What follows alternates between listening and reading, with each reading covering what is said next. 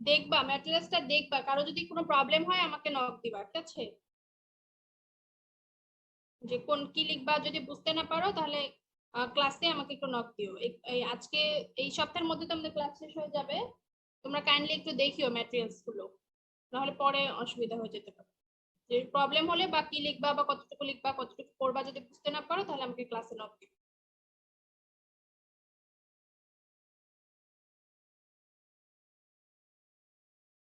ঠিক আছে? ওখানে খুব বেশি ডিটেলস নাই, ওটা মোটামুটি একটা হ্যান্ড নোটের মতোই, বুঝছো? জাস্ট ওখান থেকে তোমরা আরেকটু ছোট করে লিখবা, স্টেপ গুলো লিখবা তাহলে হয়ে যাবে।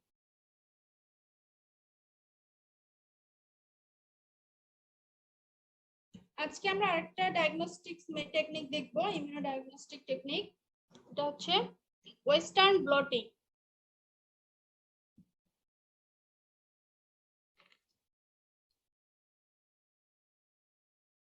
তাহলে ওয়েস্টার্ন ব্লটিং এ কি হবে আমরা একটু দেখি যে প্রসিডিউরটা কি।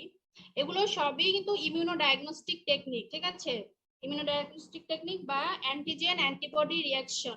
ঠিক আছে, আমরা এখানে দেখছি যে অ্যান্টিজেন অ্যান্টিবডি কিভাবে রিঅ্যাকশন করতেছে, এক্সেপ্ট জেল ইলেক্ট্রোফোরেসিস। হ্যাঁ, জেল ইলেক্ট্রোফোরেসিসটা ইনডিরেক্টলি কাজ করে, আমরা আজকে দেখবো এখানে জেল ইলেক্ট্রোফোরেসিসটা কিভাবে কাজ করতেছে। তো যদি আমরা দেখি যে আজকে ওয়েস্টার্ন ব্লটিং কি, মানে প্রথমে হচ্ছে ব্লটিং বা ব্লট যদি আমরা বলি, এই টেকনিকটা কি হয় যে identify quantify and determine the size of specific protein. যে আমরা প্রোটিন বলতে আমরা ডিএনএ আরএনএ অথবা অ্যান্টিজেন, আমাদের যেটা টার্গেট আর কি সেটা।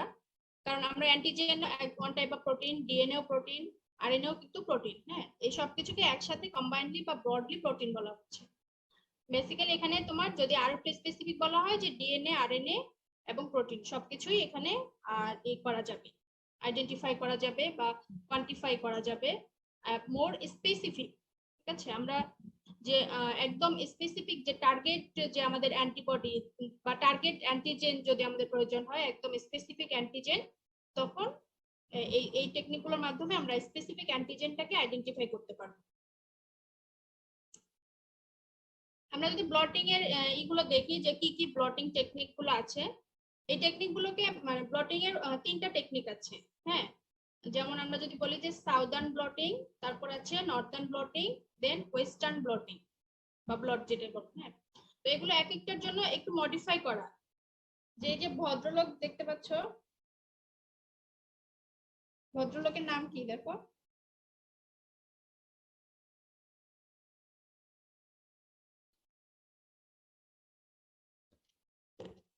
Sir Edwin southern. হ্যাঁ, যার নাম হচ্ছে, উনি একজন ইংলিশ প্রফেসর অক্সফোর্ডের। উনি মেইনলি প্রথম এই ব্লটিং টেকনিক গুলো, সাউদার্ন ব্লটিং, যে যে দেখো ওনার নামের সাথে মিল আছে, যে ওনার নাম কিন্তু হচ্ছে স্যার এডউইন সাউদার্ন। তো ওনার নামের সাথে মিলে যে সাউদার্ন ব্লট যেটা, এই টেকনিকটা উনি করেছিলেন আর কি। উনি প্রথম এই টেকনিকটা আবিষ্কার করেছিলেন বলা যায়। যে এটা এটা কিন্তু খুব বেশি দিন আগের না, তোমার রিসেন্টও ঠিক না, যে 1970-এর দিকে এই টেকনিকটা আবিষ্কার হয়।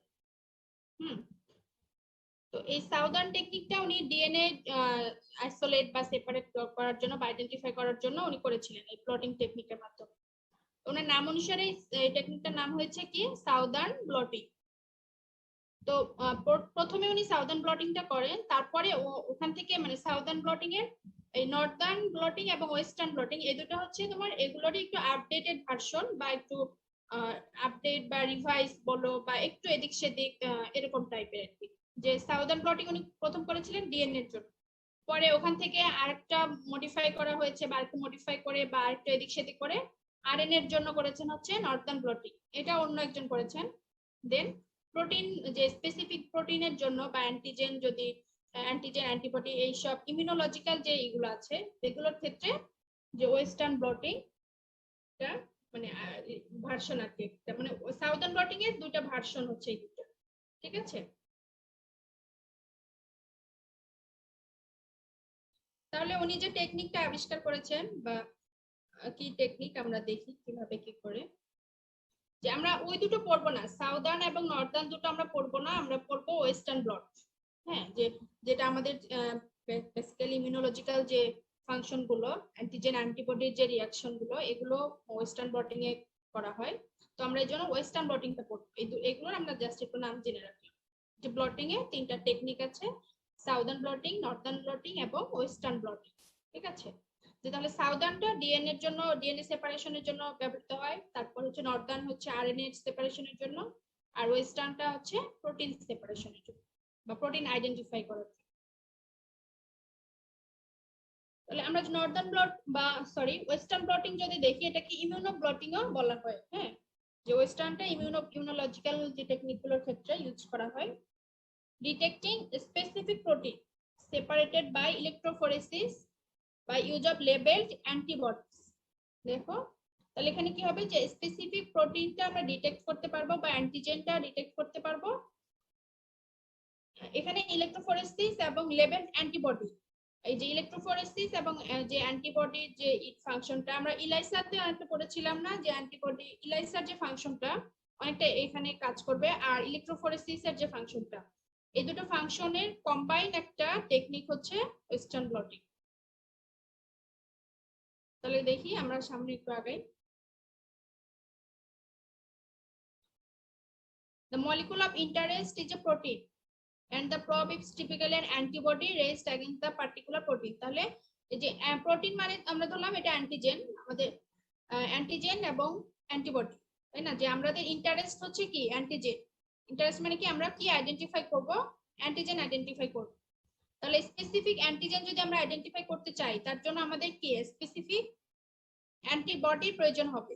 যখন আমরা কি দেখব যে অ্যান্টিজেন অ্যান্টিবডি বাইন্ড হচ্ছে, তাহলে কি শুধুমাত্র স্পেসিফিক অ্যান্টিজেন এবং স্পেসিফিক অ্যান্টিবডি তো বাইন্ড হবে, তাই না? অন্যগুলো তো বাইন্ড হবে না। যে অ্যান্টিজেনের জন্য যে অ্যান্টিবডি শুধুমাত্র সেটাই বাইন্ড হবে, আদারওয়াইজ তো বাইন্ডিং হবে না। তাহলে এই যে অ্যান্টিজেন অ্যান্টিবডি যে বাইন্ডিং প্রপার্টিজ, যে বাইন্ডিং এর মাধ্যমে আমরা স্পেসিফিক যে অ্যান্টিজেনটা আমাদের টার্গেট থাকে বা ইন্টারেস্ট থাকে, আমরা সেটা আইডেন্টিফাই করতে পারবো বা বের করতে পারবো।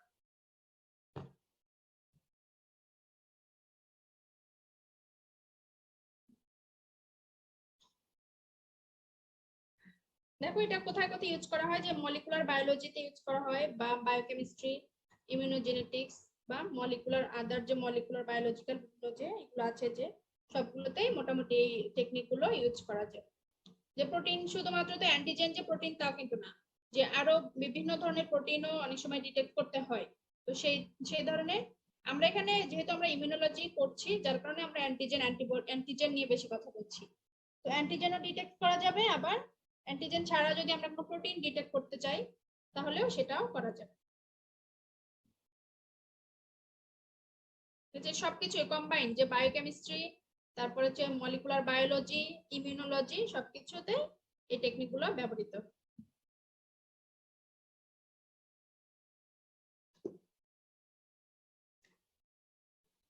তাহলে এই টেকনিকটাতে কি কি স্টেপ গুলো ফলো করা হবে দেখো, যে প্রথমে হচ্ছে টিস্যু প্রিপারেশন, দেন জেল ইলেকট্রোফোরেসিস, দেন হচ্ছে ট্রান্সফার, যেটা আমরা গতকাল পড়েছিলাম জেল ইলেকট্রোফোরেসিস, তারপর হচ্ছে ট্রান্সফার, তারপর ব্লকিং, দেন ডিটেকশন, দেন অ্যানালাইসিস। তাহলে এই কয়টা স্টেপে আমাদের এই টেকনিকটা আগাবে। প্রথমে কি আছে বলো দেখি, প্রথম স্টেপটা কি হবে বলো, আছো না নাই তোমরা?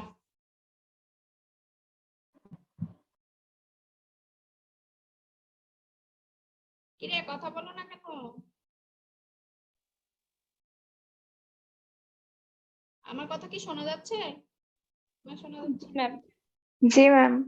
রেসপন্স করো না কেন তোমরা? জি ম্যাম, শুনতে পাচ্ছি। সবাই মানে জয়েন করে চলে গেছে রে।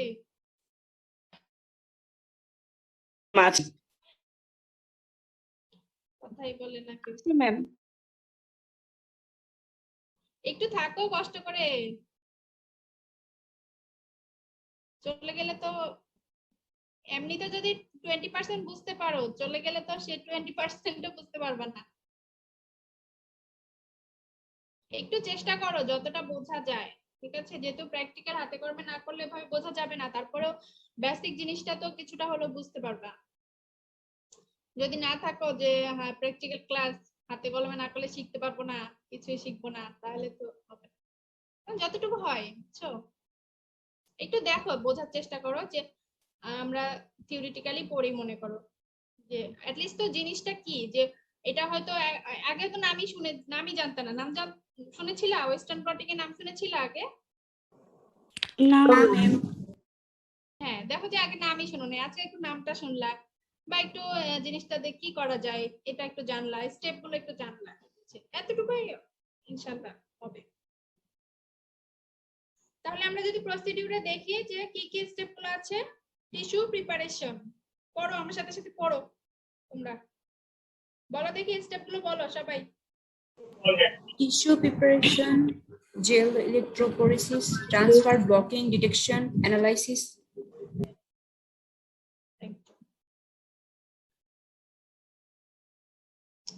তাহলে টিস্যু প্রিপারেশনে কি আছে, যে আমরা যে স্যাম্পলটা নিব, তাই না, যে প্রোটিন যদি আমরা করতে চাই, আইসোলেট করতে চাই, তাহলে আমরা ফিশের মাসেল নিব, মাসেল থেকে সেখান থেকে কিন্তু অ্যান্টিজেনও পাওয়া যাবে, যে অ্যান্টিজেন যদি বা অন্য কোনো প্রিপেয়ার্ড অ্যান্টিজেন যদি নেওয়া যায় সেটাও নেওয়া যাবে, অসুবিধা নেই। টিস্যু স্যাম্পল যদি আমরা ফিশ থেকে নেই বা সেল কালচার বলা যায়, যে পুরো টিস্যুটা, দেখো sample may be taken from whole tissue, যে পুরো টিস্যুটা থেকে নেওয়া যেতে পারে, অথবা সেল কালচার করে সেই সেলটা নেওয়া যাবে। তারপরে অথবা যদি আমরা ভাইরাস ব্যাকটেরিয়া এগুলো নিতে চাই, বা অ্যান্টিজেন যদি অ্যান্টিজেন নিতে চাই, সেটাও নেওয়া যাবে স্যাম্পল হিসেবে। প্রথমে দেখো যে আমরা যদি টিস্যু নেই, তাহলে টিস্যুটাকে প্রথমে কি খুব ভালোভাবে ব্লেন্ড করতে হয় আর কি, ব্লেন্ড করে দেন ডিটারজেন্ট বা সল্ট অথবা and buffer may be employed to encourage the lysis of the cell। দেখো যে সেলটাকে লাইসিস করার জন্য, বা সেলের যে প্রোটিনটা আছে, হ্যাঁ, যে আমরা ধরো যে সেলের মধ্যে বা টিস্যুর মধ্যে কোনো একটা প্রোটিন আছে কিনা সেটা চেক করব, হ্যাঁ, তখন কি হবে, যে তাহলে স্যাম্পলটা নিয়ে তাহলে প্রোটিনটা, যে টিস্যুতে তো প্রোটিন থাকে তাই না, এই প্রোটিনটাকে অনেকটা সলুবল ফর্মে নিয়ে আসা হয়, যার কারণে এই কিছু ডিটারজেন্ট বা সল্ট এগুলো ইউজ করা হয়, এবং বাফার ইউজ করা হয় যে প্রোটিনটাকে সলুবল ফর্মে করার জন্য।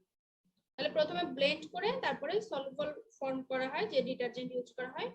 আর যে টিস্যু প্রিপারেশনটা মোটামুটি একটা কোল্ড টেম্পারেচার বা কম টেম্পারেচারের একটা জায়গাতে করা হয়, যে প্রোটিনটা ডিনেচার যাতে না হয়ে যায়, কারণ টেম্পারেচার বেশি হলে কিন্তু কি হয়, আস্তে আস্তে প্রোটিনটা নষ্ট হয়ে যায় বা ডিনেচার হয়ে যায়। তো যার কারণে প্রোটিনটা যাতে নষ্ট না হয়, এই জন্য টেম্পারেচারটা একটু কম রাখতে হয়, কোল্ড টেম্পারেচারে টিস্যু প্রিপারেশনটা করলে সবচেয়ে বেটার।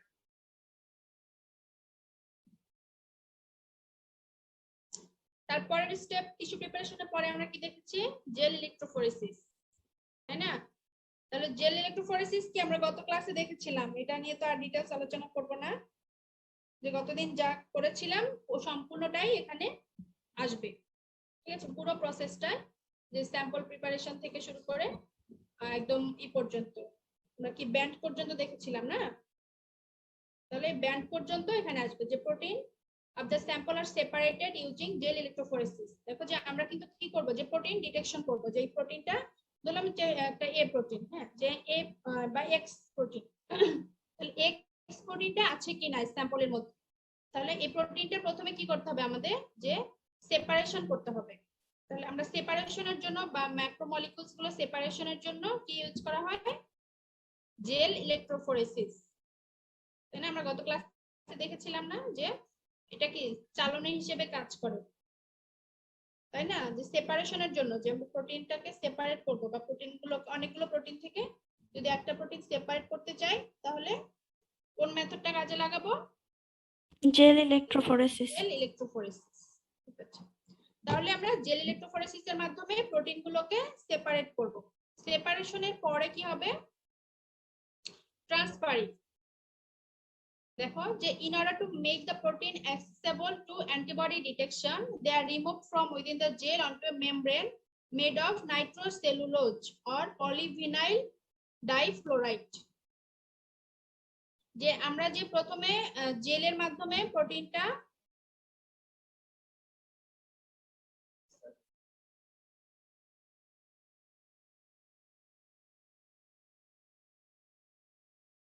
আমরা কি দেখেছিলাম যে এই যে জেলের মধ্যে প্রোটিনটা মুভ করবে, তাই না? জেলের মধ্যে রান করবে। আমরা ধরলাম এগুলো প্রোটিন, এটা কি জেল। তাহলে এই জেলের মধ্যে যে প্রোটিনগুলো থাকবে, এই জেল থেকে প্রোটিনগুলোকে আমরা সেপারেট করব একটা মেমব্রেনের মধ্যে। মেমব্রেন, দেখো যে এটা একটা মেমব্রেন, মনে করো কাগজের মতো, মনে করো যে বিভিন্ন কাগজগুলো থাকে না, যে কি ব্লটিং পেপার, দেখছো কিনা মনে নেই, যা মনে করো এটা একটা কাগজের টুকরা, বাট টিস্যু পেপার যেমন চারকোনা, সেরকম একটা মেমব্রেন আর কি, টিস্যুর মতো মনে করো। তাহলে এই মেমব্রেনটা, টিস্যুটা বা মেমব্রেন যেটা বলো, এটা তৈরি কিসের? নাইট্রোসেলুলোজ।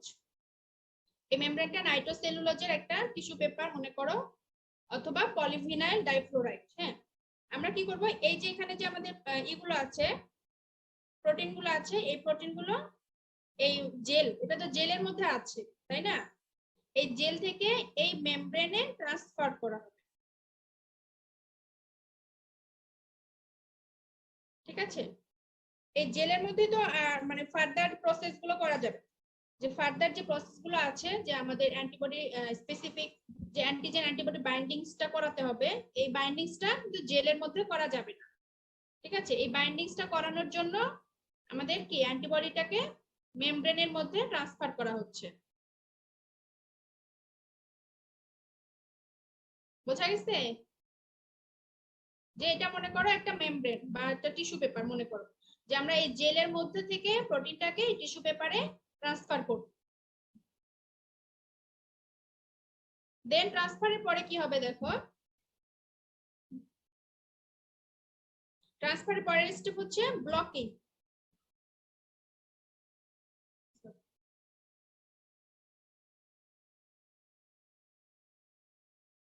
ব্লকিং এ কি হবে দেখো, যে আমরা যে মেমব্রেনের মধ্যে প্রোটিনটাকে ট্রান্সফার করলাম, তাই না?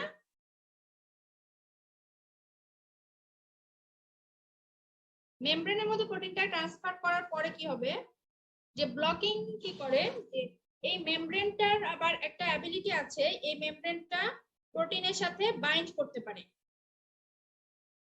অথবা এখানে কিছু আনওয়ান্টেড বাইন্ডিং হতে পারে। হ্যাঁ, আমরা যখন অ্যান্টিবডিটা এখানে বাইন্ড করাবো, আমাদের মূল টার্গেট কিন্তু অ্যান্টিজেন অ্যান্টিবডি বাইন্ড করা। ঠিক আছে? তো আমরা যখন এখানে অ্যান্টিবডি বাইন্ড করাবো, এখানে যাতে কোনো আনওয়ান্টেড কোনো বাইন্ডিংস না হয়, বা কোনো ধরনের কোনো নয়েজ বা বলো যে আনওয়ান্টেড কিছু যাতে না আসে। হ্যাঁ, যেটা আমাদের স্পেসিফিক বাইন্ডিং যেটা, সেটা দরকার। তো আনওয়ান্টেড কোনো বাইন্ডিং যাতে না হয়, যার জন্য এই যে মেমব্রেনটাকে ব্লক করে দেওয়া হয়। ব্লকিং বলতে কি, এই মেমব্রেনের উপরে তোমার এই যে বোফাইন সেরাম অ্যালবুমিন, ঠিক আছে, এগুলো হচ্ছে ব্লকিং এজেন্ট। যে যে বিএসএ, হ্যাঁ, যে সরি,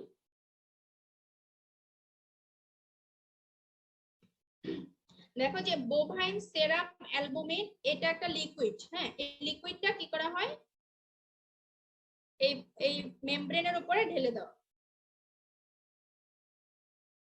মনে করো এখানে লিকুইড, এখানে বিএসএ আছে। হ্যাঁ, বোভাইন সেরাম অ্যালবুমিন। হ্যাঁ, এই বোভাইন সেরাম অ্যালবুমিনটা কি করা হয়, এই যে মেমব্রেনের উপরে এই ঢেলে দেওয়া হয়। মানে এই ধরো যে এই সব জায়গাগুলোকে মানে যাতে ঢেকে যায়, ব্লকিং করা হয় জাস্ট এর উপরে, মানে পানির মতো, যেমন এই মেমব্রেনের উপরে বা টিস্যু পেপারের উপর যদি তুমি পানি ঢেলে দাও, মনে করো। হ্যাঁ, তো এরকম এখানে হচ্ছে এই সলিউশনটা এখানে ঢেলে দেওয়া হয়। তোমার একটা টিস্যু পেপার, যে টিস্যু পেপারের উপরে এই সলিউশনটা ঢেলে দিলাম। ঢেলে দিলে কি হবে, এই যে বোভাইন সেরাম অ্যালবুমিন, এটা হচ্ছে তোমার এই মেমব্রেনটাকে প্রোটেক্ট রাখবে, যে আনওয়ান্টেড কোনো বাইন্ডিং তাহলে এখানে আর হবে না। এই সেরাম, এই সলিউশনটা এই আনওয়ান্টেড বাইন্ডিংটাকে ব্লক করে দিবে। ঠিক আছে? যেখানে আনওয়ান্টেড আমাদের যে স্পেসিফিক অ্যান্টিজেন অ্যান্টিবডি বাইন্ডিংটা যাতে হয়, সেজন্য এই ব্লকিংটা করা হয়। এখানে অন্য কোনো বাইন্ডিং যেন না হয়, কারণ অন্য ধরনের বাইন্ডিং হলে বা ফলস যদি বাইন্ডিংস হয়, তাহলে কি হবে, আমাদের রেজাল্টটা মাল্টিপ্লাই হয়ে যাবে, তাই না? তারপর দেখো ব্লকিং এর পরে কি আছে, যে ডিটেকশন।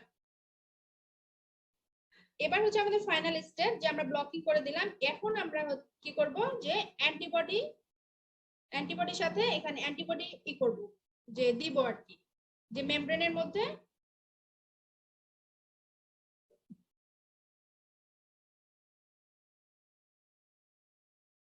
যে এখানে ধরো যে এটা মেমব্রেনের মধ্যে অ্যান্টিবডি সলিউশন আছে,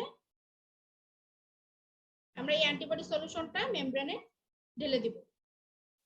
যে প্রথমে আমরা কি দেব যে প্রাইমারি অ্যান্টিবডি, হ্যাঁ যে আমরা ইলাইসাতে পড়েছিলাম না যে প্রাইমারি অ্যান্টিবডি এবং সেকেন্ডারি অ্যান্টিবডি, মনে আছে? জি ম্যাম। জি ম্যাম। প্রাইমারি অ্যান্টিবডি, প্রথমে আমরা প্রাইমারি অ্যান্টিবডিটা ঢেলে দিব এই মেমব্রেনের উপরে, দেন প্রাইমারি অ্যান্টিবডিটা ওয়াশ করে ফেলবো, দেন আমরা সেকেন্ডারি অ্যান্টিবডি দিব। সেকেন্ডারি অ্যান্টিবডি, এই সেকেন্ডারি অ্যান্টিবডিটা কি থাকবে, আমরা যে ইলাইসাতে পড়েছিলাম যে এনজাইম লেভেল, তাই না? এনজাইম লেভেল থাকবে, যে এই সেকেন্ডারি অ্যান্টিবডিটা রিপোর্টার বলা হয়। যে দেখো এখানে যে রিপোর্টার একটা আছে, যে রিপোর্টার এনজাইম, এই রিপোর্টার এনজাইমটা যুক্ত থাকবে কোথায়? সেকেন্ডারি অ্যান্টিবডিতে। প্রথমে কি আমরা প্রাইমারি অ্যান্টিবডি দিব, প্রাইমারি অ্যান্টিবডি দেওয়ার পরে আমরা সেটাকে ওয়াশ করে ফেলবো, তারপর সেকেন্ডারি অ্যান্টিবডি দিব, যে সেকেন্ডারি অ্যান্টিবডিটা লিংকড থাকবে কিসের সাথে? এই লিংকড উইথ রিপোর্টার এনজাইম। হ্যাঁ, এই রিপোর্টার এনজাইমটা কাজ কি, যে এটা হচ্ছে কালার দিবে, এই রিপোর্টার এনজাইমটা কালার মানে কালারেশন করবে, যার কারণে আমাদের ডিটেকশনে সুবিধা হবে। তাহলে কি আমরা অ্যান্টিবডি যোগ করলাম, অ্যান্টিবডি যোগ করার পরে তো আমাদের কি হবে, যে এখানে যদি আমাদের স্পেসিফিক যে অ্যান্টিবডিটা যদি থাকে এখানে, তাহলে মনে করো এটা স্পেসিফিক অ্যান্টিজেন অ্যান্টিবডি, যে এই অ্যান্টিবডিটা এই অ্যান্টিজেনের সাথে বাইন্ড করলো। তার মানে কি আমাদের এই অ্যান্টিবডিটা কি অ্যান্টিবডি বলো দেখি, আমরা যে অ্যান্টিবডিটা দিব এই অ্যান্টিবডিটা কোথা থেকে আসছে? হ্যাঁ বলো দেখি অ্যান্টিবডিটা আসছে কোথা থেকে?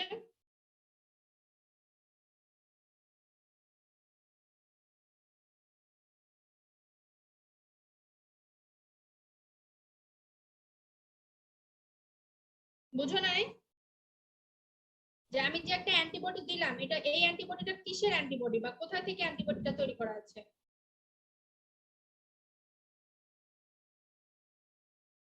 আমার কোশ্চেন বুঝো নাই না কি বুঝো নাই বলো, তাই তো বুঝতেছি না। আমরা যে এই যে কোশ্চেনটা বুঝতে পারিনি। অ্যান্টিবডিটা যে দিব, তাই না, এই অ্যান্টিবডিটা কোন অ্যান্টিবডি? এটা তো অ্যান্টিবডি কি একটা অ্যান্টিজেনের এগেইনস্টে একটা অ্যান্টিবডি না? জি ম্যাম। তাহলে এই অ্যান্টিবডিটা কোথা থেকে বা কোন অ্যান্টিজেনের এগেইনস্টে করা আছে? আমরা এখানে কি সার্চ করতেছি কি বলো দেখি, আমাদের ইন্টারেস্ট কি?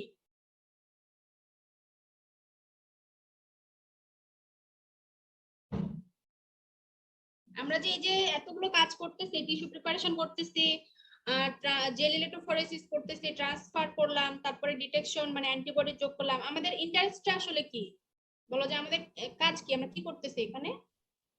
ম্যাম কোন অ্যান্টিজেনের সাথে কোন অ্যান্টিবডি লাগবে এটা? অ্যান্টিজেন সার্চ করতেছি, তাই না? সে ধরো যে আমরা এক্স অ্যান্টিজেন, সরি, যে এক্স অ্যান্টিজেন আমরা সার্চ করতেছি, যে এক্স অ্যান্টিজেন আমাদের স্যাম্পলে আছে কিনা, ঠিক আছে?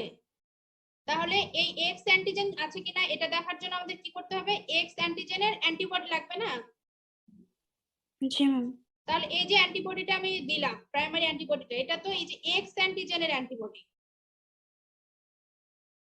ক্লিয়ার? যে এই অ্যান্টিবডিটা কিন্তু কমার্শিয়ালি করা থাকে, যে কমার্শিয়ালি তৈরি করা আছে বা নিজেরা যদি তৈরি করে নেওয়া যায়, সেটা অন্য কোনো ভাবে তৈরি করে নিতে হবে তোমার, কমার্শিয়ালি তৈরি করে বা ল্যাবরেটরিতে এই অ্যান্টিবডিটা তৈরি করা হবে। যে আমাদের টার্গেট হচ্ছে এক্স অ্যান্টিজেন, তাহলে আমরা ল্যাবরেটরিতে কি করব, এই এক্স অ্যান্টিজেনের অ্যান্টিবডি তৈরি করব। এই অ্যান্টিবডি তৈরি করার পরে এখন আমরা যে আমাদের যে স্যাম্পল আছে, এই স্যাম্পলে আমরা মনে করো এটা এক্স, তাই না, এই অ্যান্টিজেনটা এক্স অ্যান্টিজেন, তাহলে স্যাম্পলে এক্স অ্যান্টিজেন যদি থাকে, তাহলে এটা মনে করলাম যে স্যাম্পলে এক্স অ্যান্টিজেনটা আছে, তাহলে কি হবে, এই এক্স অ্যান্টিজেনের সাথে আমাদের এই অ্যান্টিবডিটা বাইন্ড হবে, তাই না? জি ম্যাম। এবার ক্লিয়ার? জি ম্যাম। সবাই বুঝছো? শুধু একজন রেসপন্স করো কেন? সবাই রেসপন্স করো। বোঝো নাই কে? জি ম্যাম, ক্লিয়ার। বলো জি ম্যাম, বুঝছি। যে বোঝো নাই বলো, আমি তাকে আবার বুঝাবো। বলো কে বোঝো নাই? কেউ রেসপন্স করছো না, মানে সবাই বুঝছো। তাহলে আমরা যদি এই প্রাইমারি অ্যান্টিবডিটা কি দিলাম, অ্যান্টিবডি দিলাম, দেন আমরা সেকেন্ডারি অ্যান্টিবডি দিব, তাহলে এই সেকেন্ডারি অ্যান্টিবডি আবার কোনটা এখন বলো?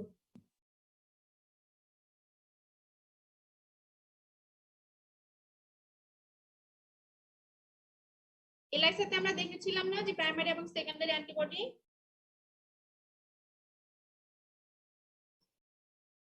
সেকেন্ডারি অ্যান্টিবডিটা হচ্ছে যে এই যে আমরা প্রাইমারি অ্যান্টিবডিটা দিলাম, মনে করি প্রাইমারি অ্যান্টিবডিটা হচ্ছে কি এ অ্যান্টিবডি দিলাম আমরা, ঠিক আছে। আর সেকেন্ডারি অ্যান্টিবডি হবে কোনটা? এই এ অ্যান্টিবডি, এখান থেকে আবার অ্যান্টিবডি তৈরি করা হবে, মনে করো বি। তাহলে এই বি হচ্ছে সেকেন্ডারি অ্যান্টিবডি। এই এ অ্যান্টিবডিটার মানে অ্যান্টিবডি, এই অ্যান্টিবডিটাকে আবার কালচার করা হবে ল্যাবরেটরিতে, সেখান থেকে আবার এই সেকেন্ডারি যে অ্যান্টিবডি বিটা মানে সে, তাহলে এই সেকেন্ডারি অ্যান্টিবডিটাও কালচার করে নেওয়া হবে বা ল্যাবরেটরিতে তৈরি করে নেওয়া হবে। আর বি অ্যান্টিবডি বা সেকেন্ডারি অ্যান্টিবডি দেওয়ার উদ্দেশ্যটা হচ্ছে যে এই সেকেন্ডারি অ্যান্টিবডির সাথে কি এনজাইম লেবেল করা থাকবে, মনে করো এটা একটা এনজাইম, এই এনজাইম লেবেল করা থাকবে। এই এনজাইম লেবেল করা থাকার কারণে কি হবে, এখানে কালারেশন আসবে। আমরা এলআইসিতে যে দেখেছিলাম যে কালারেশন আসে, তাই না? জি ম্যাম।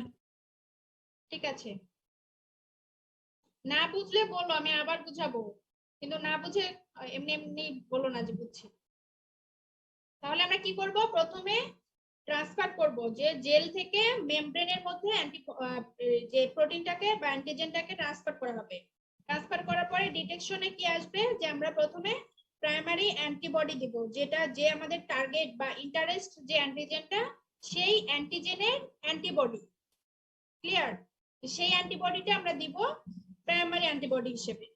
কিন্তু প্রাইমারি অ্যান্টিবডিতে হয় কি, যে কালারেশনটা আসে না বা হচ্ছে কালারেশনটা দেয় না, বা আরো মোর কালারেশনের জন্য তোমার যে রিপোর্টার এনজাইম যেটা বা হচ্ছে সাবস্ট্রেট বা লিঙ্কড এনজাইম যেটা আমরা বলি, যে এটা আমরা সেকেন্ডারি অ্যান্টিবডির সাথে যুক্ত করা হয়।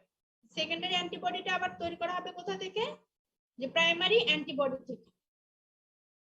দেন সেকেন্ডারি অ্যান্টিবডি যখন যুক্ত হবে তখন কি হবে, যে অ্যান্টিজেন অ্যান্টিবডি রিঅ্যাকশনের মাধ্যমে এখানে একটা কালারেশন আসবে, যে কালারেশনটা পরে অ্যানালাইসিস করা হয়। দেখো যে অ্যানালাইসিসে নেক্সট স্টেপ আমাদের যে অ্যানালাইসিস,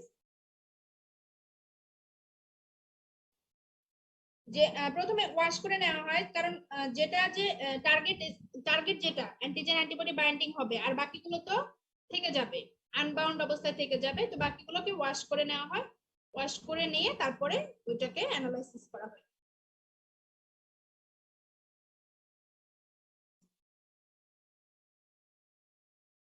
অ্যানালাইসিস করে আমরা কি কি বুঝতে পারবো, যে আমাদের টার্গেট যে অ্যান্টিজেনটা সেটা আছে কিনা সেটা বোঝা যাবে, বা আমরা যদি কোনো প্রোটিন সার্চ করি যে টার্গেট প্রোটিন সেটা আছে কিনা, বা ধরলাম আমরা এক্স একটা প্রোটিন, যে এই প্রোটিনটা স্যাম্পলে আছে কিনা আমরা সেটা দেখবো, সেটা দেখা যেতে পারে। তারপরে প্রোটিনের সাইজটা কিরকম সেটাও দেখা যায়, সেটাও রেজাল্ট আসবে। এবং প্রোটিনটা কি পরিমাণে আছে, হ্যাঁ যে অ্যান্টিজেনটা আছে ঠিক আছে, কিন্তু এই অ্যান্টিজেনটা কি পরিমাণে আছে, কতটুকু আছে, এটাও রেজাল্ট আসবে এই অ্যানালাইসিস থেকে, সেটাও এখান থেকে বের করা যাবে। যেমন অনেক সময় কনসেন্ট্রেশন দেখি না, যে অ্যান্টিজেন আছে ঠিক আছে, কিন্তু পার এমএল এ বা পার এমএল স্যাম্পলে কতটুকু অ্যান্টিজেন আছে বা কি পরিমাণ আছে, এটা কি মানে সেফ লেভেল কিনা। অনেক সময় কিছু অ্যান্টিজেন আছে বা কিছু ভাইরাস ব্যাকটেরিয়া আছে যেগুলো একটা সার্টেন লেভেল পর্যন্ত বা সার্টেন অ্যামাউন্ট পর্যন্ত সেফ ধরা হয়, যে এতটুকু পর্যন্ত থাকলে কোনো সমস্যা নেই, কিন্তু এর বেশি হয়ে গেলে তখন ডিজিজ হবে বা অন্য কোনো প্রবলেম হবে। তো এই সব কিছু তো এখান থেকে অ্যানালাইসিস করা যাবে। ঠিক আছে, বোঝা গেছে? জি ম্যাম। আমরা তাহলে কি কি জি, দেখলাম? ma'am. স্যাম্পল প্রিপারেশন, তারপরে হচ্ছে জেল ইলেক্ট্রোফোরেসিস করব। জেল ইলেক্ট্রোফোরেসিস থেকে আমাদের যে ব্যান্ড গুলো পাবো, যে প্রোটিন যে ব্যান্ড গুলো থাকবে, প্রোটিনের বা অ্যান্টিজেনের যেটাই বলি না কেন, স্যাম্পলের যে ব্যান্ড গুলো আসবে সেই ব্যান্ড গুলোকে আমরা জেল থেকে মেমব্রেনে ট্রান্সফার করা হবে। মেমব্রেনে ট্রান্সফার করার পরে ব্লকিং, মাঝখানে একটা ব্লকিং স্টেপ আসবে, যে আমরা ব্লকিং এজেন্ট দিয়ে আমরা ওই মেমব্রেনটাকে ব্লক করে ফেলবো, যাতে কোনো আনওয়ান্টেড কোনো বাইন্ডিংস না আসে। তারপরে কি হবে, ডিটেকশনে আমরা কি করব, যে অ্যান্টিবডি দিয়ে সেটাকে বাইন্ড করব, অ্যান্টিজেন অ্যান্টিবডি যে রিঅ্যাকশনটা সেটা হবে। প্রথমে আমরা প্রাইমারি অ্যান্টিবডি দিব, তারপরে সেকেন্ডারি অ্যান্টিবডি। দেন সেকেন্ডারি অ্যান্টিবডিতে কি থাকবে, যে এনজাইম লেবেল করা থাকবে, বা রিপোর্টার এনজাইম রিপোর্ট করবে আর কি, যে রিপোর্টার এনজাইমটা থাকবে, যার কারণে কি হবে, কালারেশন আসবে, বা আমাদের যে অ্যানালাইসিস করা, যে অ্যানালাইসিস করতে সুবিধা হবে। তারপরে আমরা সেই স্যাম্পলটাকে অ্যানালাইসিস করব। অ্যানালাইসিসের জন্য তোমার বিভিন্ন ধরনের মেথড ইউজ করা হয়, যেমন আলট্রাভায়োলেট রে দিয়ে অ্যানালাইসিস করা যায়, তারপরে কলোরিমেট্রিক আছে, সেটা দিয়ে অ্যানালাইসিস করা যায়, ফ্লোরেসেন্স মেথড আছে, কয়েকটা মেথড আছে, কয়েকটা মেথডে অ্যানালাইসিস করা যায়।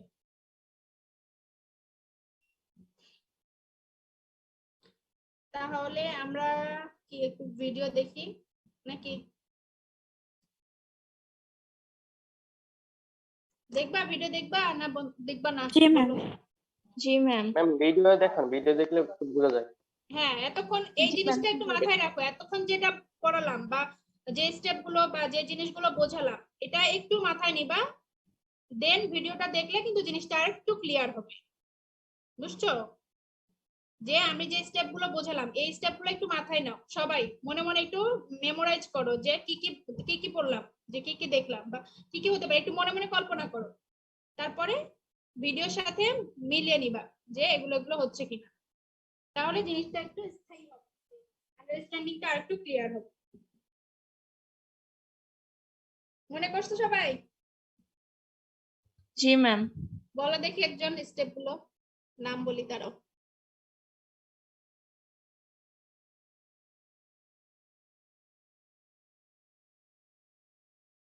আরিফা সুলতানা, তুমি বলো তো স্টেপ গুলো। ম্যাম ফার্স্ট এর স্টেপ ছিল টিস্যু প্রিপারেশন, হুম, তারপর ছিল জেল ইলেক্ট্রোফোরেসিস, হুম, তারপর ছিল একটা স্টেপ আছে ডিটেকশন, হুম। তারপর ম্যাম আরো দুইটা আছে কিন্তু ওগুলো মনে নেই।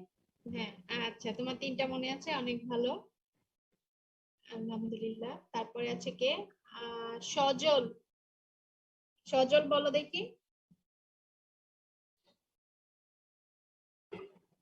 জি ma'am, tissue tissue preparation, gel electrophoresis, তারপর ট্রান্সফার, তারপর ব্লকিং। এই তো হয়ে ম্যাম গেছে।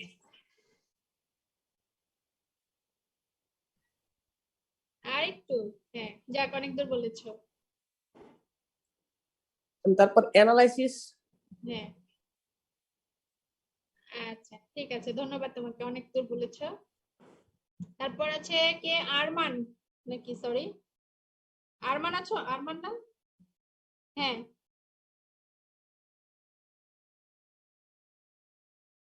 আসিফ আরমান সরকার। আচ্ছা, হ্যাঁ, শুনতে পাচ্ছো? আরমান, ও মনে হয় ক্লাস জয়েন করে চলে গেছে। একটাকে পেয়েছি, দাঁড়াও। মনিকা,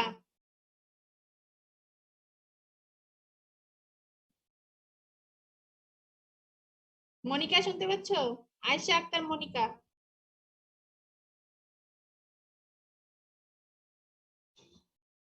কিরে, এগুলো সব কি চলে গেছে নাকি?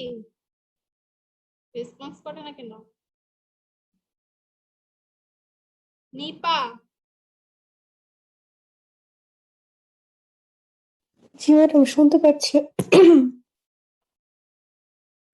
আচ্ছা বলো দেখি, এই যে আমরা এটা ওয়েস্টার্ন ব্লটিং যে পড়লাম, এটা দিয়ে আমরা কি কি করতে পারবো বা কি কাজ, এটা কি? ম্যাডাম সরি, পারবো না। ম্যাম, মনিকার মাইক্রোফোনে প্রবলেম মেবি, ও কথা বলতে পারছে না ম্যাম, চ্যাটে জানিয়েছে।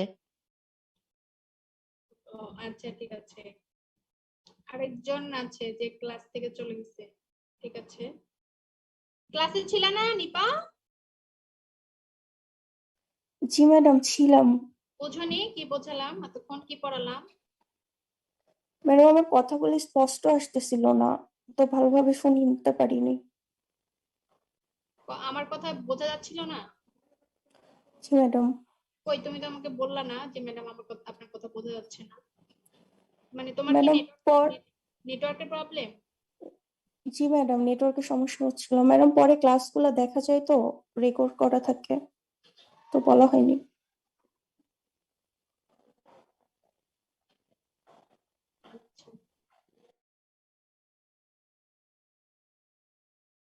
মানে তুমি রেকর্ড করে নাও ক্লাসগুলো?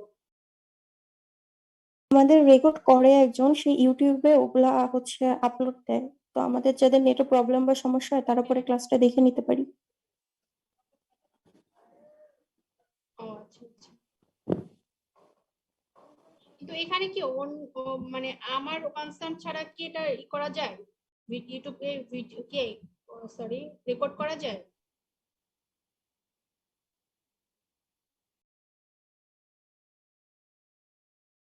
জি ম্যাডাম।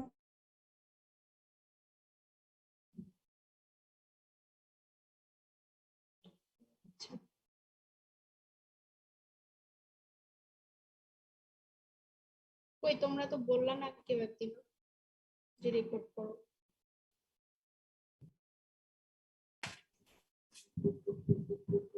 না, রেকর্ডিংস লাগলে তো আমাকে বললে ভালো হয়, তাই না? আমি তো সুন্দর করে রেকর্ডিংস করে দিতাম তোমাদেরকে।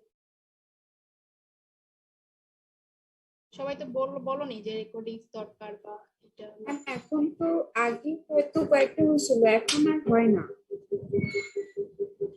ম্যাম এখন আর পাওয়া যায় এখন না। আর কেউ করে না। ওটা প্রথমে কয়েকটা করছিল হয়তো, কিন্তু ওটা তো আহ, মানে খুব একটা ভালো বা ক্লিয়ার না। হ্যাঁ, আর এটা যদি এখন আমি করি তাহলে সেটা সুন্দরভাবে ক্লিয়ার হবে। হ্যাঁ, সুন্দরভাবে হয়। জি রেকর্ডিংস করি, হ্যাঁ, কিন্তু তোমরা তো জি সেটা ম্যাম। করোনি, যে বললে তো আমি নিজেই রেকর্ডিংস করে রেকর্ড করে তোমাদেরকে দিয়ে দিতাম। ম্যাম, নিপা হয়তো সবই ভুলে গেছে, এখন আর ওটা জি ম্যাডাম, দেওয়া আমি হয় না। আগের গুলাই, আমি মানে আগে দেখছি তো, মানে আগে ওইদিকে করা হইতো তো, তো ওইটা থেকে ভাবছি, এখন মেবি আর করা হয় না, মানে এখন করা হয় না। আচ্ছা আচ্ছা, না করো, সেটা মানে একটু অনুমতি নিয়ে করলে বেশি ভালো হয়, বা আমাকে বললে আমি নিজেই করে দিতাম। কিন্তু ধরো যে সব এগুলো জিনিস তো কনফিডেন্সিয়াল জিনিস না, তো পাবলিক হইলে তো সমস্যা। না ম্যাম, ওটা পাবলিকও না, জাস্ট কয়েকজন শুধু আমরা জানি। এর বেশি আর কি বলে, ওটা আগে শুধু দেখছিলাম, এখন আর তেমন অ্যাভেলেবল মানে না। এটা কি ইউটিউবে তোমরা দিয়ে দাও? ইউটিউবে দিলে তো ইউটিউবে public। ওটা পাবলিক না ম্যাম, ওটা হচ্ছে প্রাইভেট করা যায়। জাস্ট আমাদের যাকে যাকে আপনি কনফার্ম করবেন, তারপর সে দেখতে পারবে। এটা এখানে কোনো বেনিফিট নাই, মানে ইউটিউবে যেমন আমরা বেনিফিট পাই অনেকেই, কিন্তু ওটাতে কোনো কিছু নেই, জাস্ট শুধু সবার কাছে অ্যাভেলেবল হবে জিনিসটা, হুম। সহজে পাবে, এটাই, এর বেশি কিছু না। আর এখন ম্যাম করা হয় না। ম্যাম এখন আগের মতো করা হয় না, প্রথমে করা হতো ম্যাম, এখন তো ক্লাস এখন আর হয় না, একদমই মানে আর পাওয়া যায় না।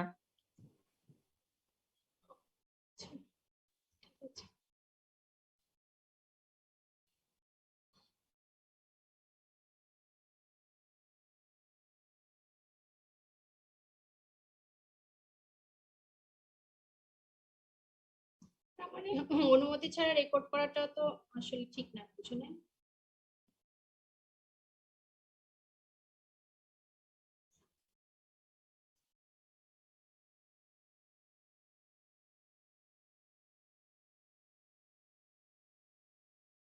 তোমরা কি সবগুলো ক্লাসে এরকম রেকর্ড করে নিয়েছো? না ম্যাম। না ম্যাম।